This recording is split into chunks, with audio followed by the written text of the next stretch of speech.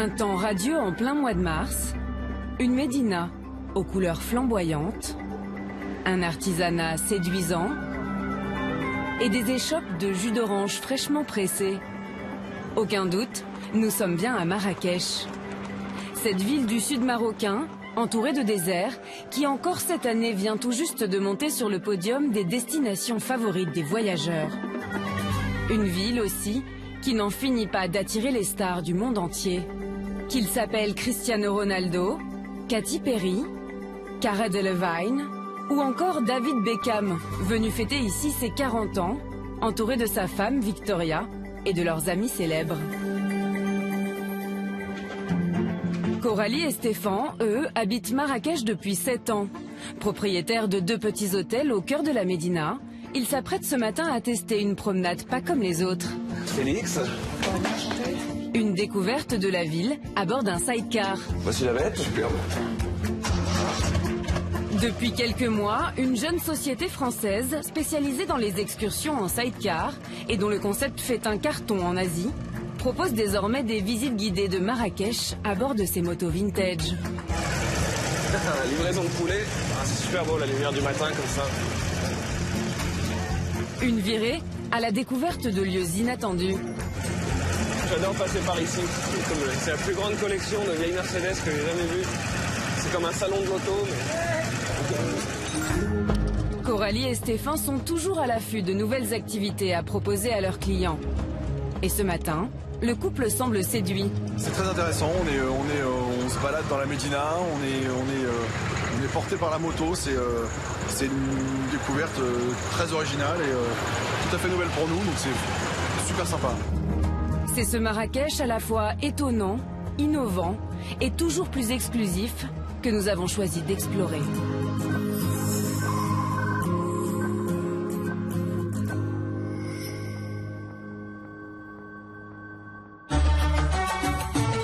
Tout près du quartier de l'Hivernage, une dizaine de journalistes français est invitée à découvrir l'une des adresses les plus secrètes de Marrakech. Le Royal Mansour. Celui que l'on appelle l'Hôtel du Roi. Ouvert en 2010, cet hôtel de luxe construit par le Royaume est d'abord resté un lieu confidentiel.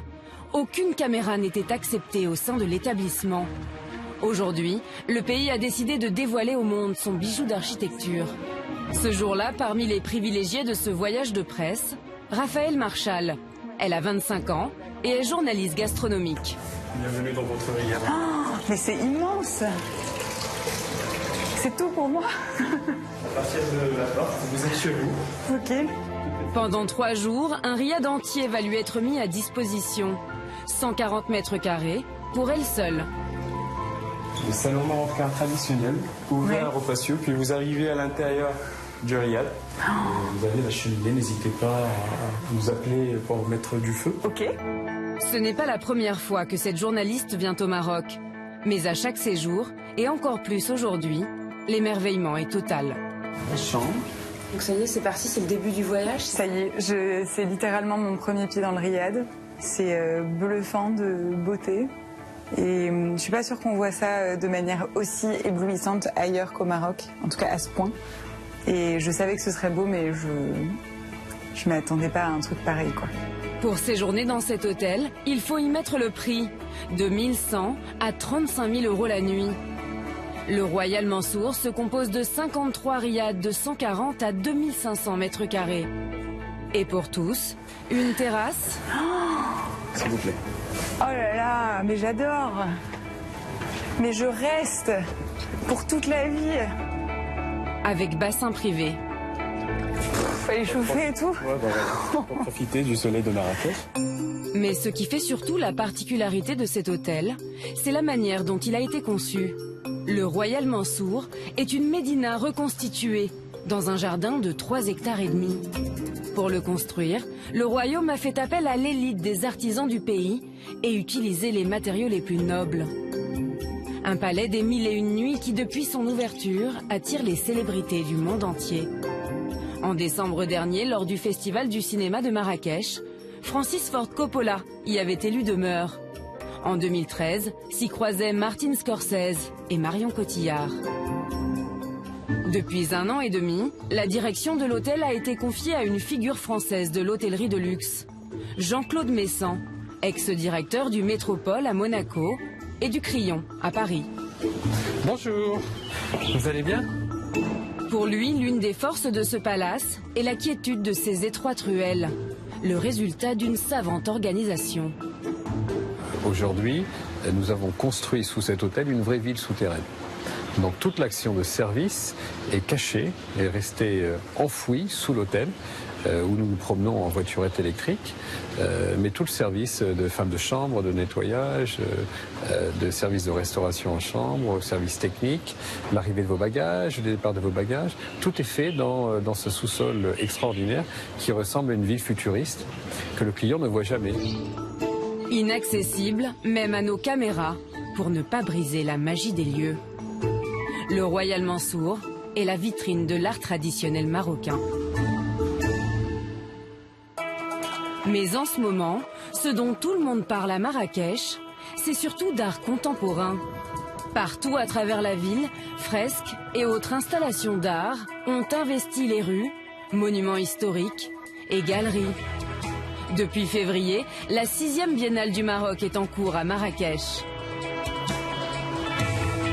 C'est Vanessa Bronson, sœur du milliardaire Richard Branson, qui l'organise.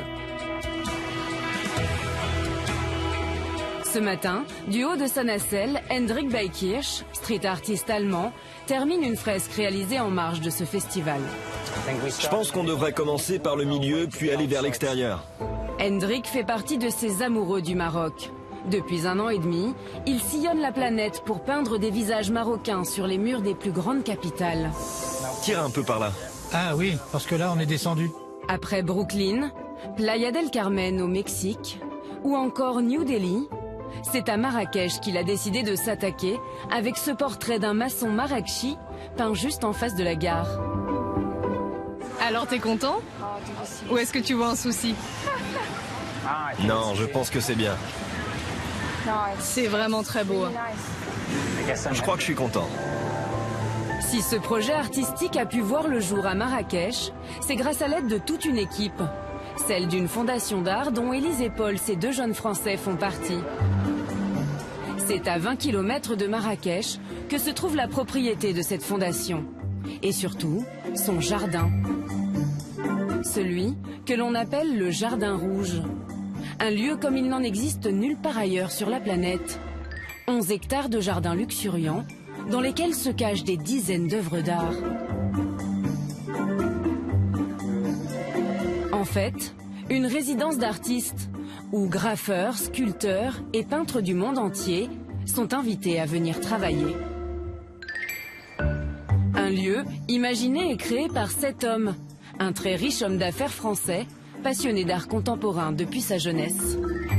J'ai toujours aidé beaucoup d'artistes et faire une résidence, c'était aussi peut-être un petit peu égoïstement l'idée de participer à ce qu'ils allaient faire, de les côtoyer, peut-être les aider dans leurs réflexions. Tous les artistes qui sont ici, on a noué maintenant une relation quand même assez amicale et on fait avec eux des choses qui peut-être ils ne feraient pas ailleurs. Tout ce que vous voyez ici, que ce soit les murs qui sont dans la propriété, que ce soit les objets, c'est toutes des installations qui ont été faites par des artistes à résidence. Toujours. Il n'y a rien ici qui provienne de l'extérieur.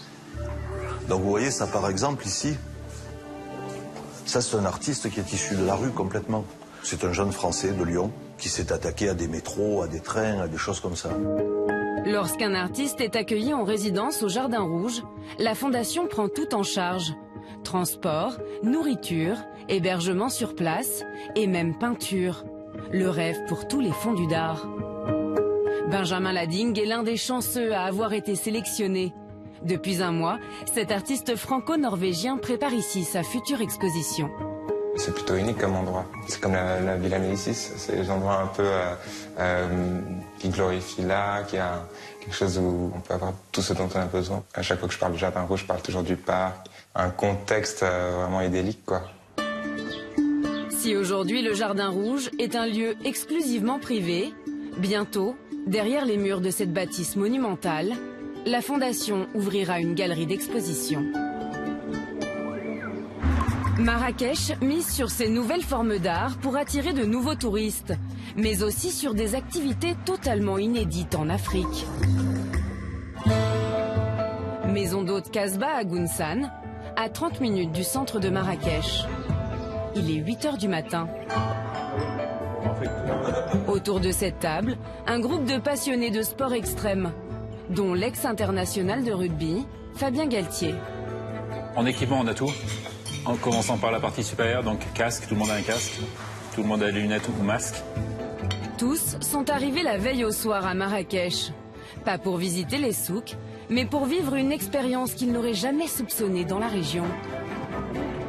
C'était l'année dernière, il m'appelle. Je prépare un match, c'était un vestiaire. Je vois le téléphone qui sonne, Hervé. Ah, qu'est-ce qu'il y a? Donc il me dit, ça te dit d'aller skier à la chasse?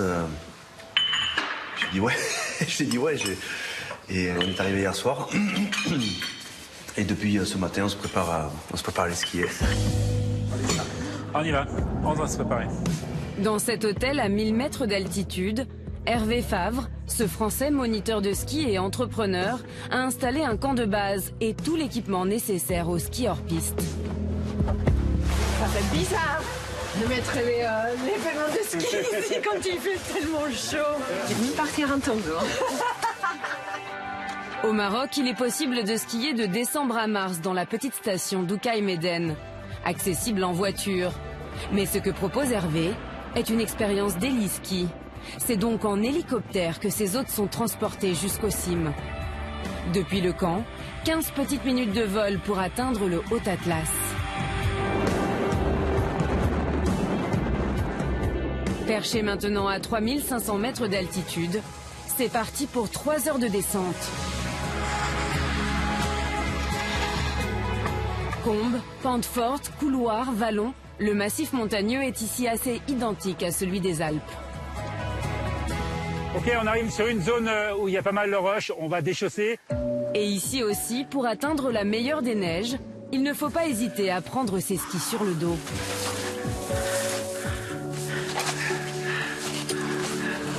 Comme Fabien Galtier, plusieurs sportifs français de haut niveau sont venus tester cette expérience unique aux côtés d'Hervé. Un challenge. Moi j'aime la nature, j'aime l'effort, j'aime la montagne, j'aime aussi l'adrénaline, donc il y a tout quoi, il y a tout. Condition super Fabien, fais-toi plaisir, tu passes en tête Fabien. Allez, quand tu veux. Yeah.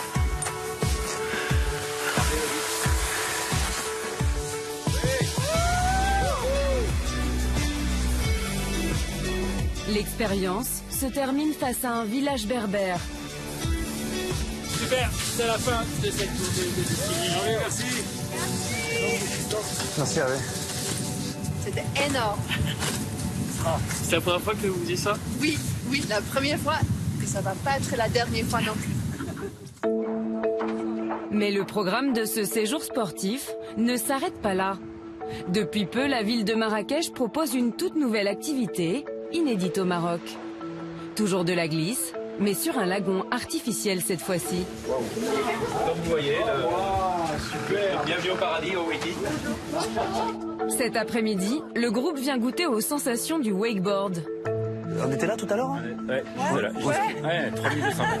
J'ai jamais pensé qu'on pourrait faire deux activités si différentes dans une journée. Ouvert en octobre dernier, ce cable park est le premier du genre en Afrique du Nord. À sa tête, Francis Coute, ce Belge quadruple champion du monde de ski nautique, installé jusqu'ici à l'île Maurice. J'ai partagé mon idée il y a 4 ans et voilà maintenant le résultat. Donc j'ai ramené mon petit lagon de l'île Maurice que j'ai installé à Marrakech. Le cable ski est un sport de plus en plus en vogue à travers le monde. L'activité compterait 10 millions de pratiquants. Mais pour nos Français, c'est une grande première. Laisse-toi tirer, oh! Pendant 2 heures, ils ne lâcheront pas leurs planches, avec plus ou moins de réussite. En fait, il fait du wake comme du ski. Mais le sport n'est pas le seul domaine dans lequel Marrakech tente de se réinventer. Retour au Royal Mansour. Ce soir, les journalistes français du voyage de presse se sont mis sur leur 31. l'hôtel les a invités à l'inauguration de sa fête des saveurs marocaines. Une grande soirée gastronomique pour découvrir une cuisine traditionnelle revisitée. La table douce. La table douce. Apporter de l'extravagance, tout en préservant l'essence de la gastronomie traditionnelle marocaine, c'est l'un des objectifs que s'est fixé le restaurant du Royal Mansour. Une année sauvage. Et pour cela, l'hôtel a confié sa carte à l'un des plus grands chefs français. Derrière, on y retourne pour 6, les enfants. C'est ça. On n'a pas oublié le gel. Yannick Aleno, à la tête de 9 luxueux établissements à travers le monde et 3 étoiles au guide Michelin.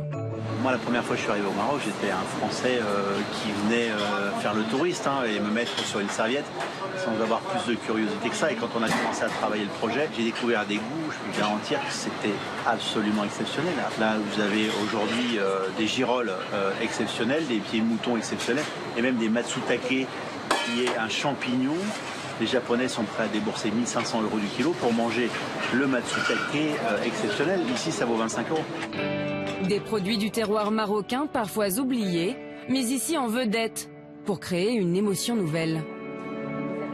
Il y a des foodistas à travers la planète entière. Moi, j'ai eu des clients qui ont pris l'avion de Taïwan pour venir goûter à Courchevel les sauces modernes que je fais là-haut. Donc ici, c'est pareil, les gens prennent l'avion pour venir goûter une gelée extraite de tomates avec ses racines de navets séchés que l'on trouve à Ouarzazate. C'est ça aussi qui fait l'intérêt d'une maison comme celle-ci, c'est d'aller chercher une expérience que nul autre ne peut offrir. Allez, dernière tagine.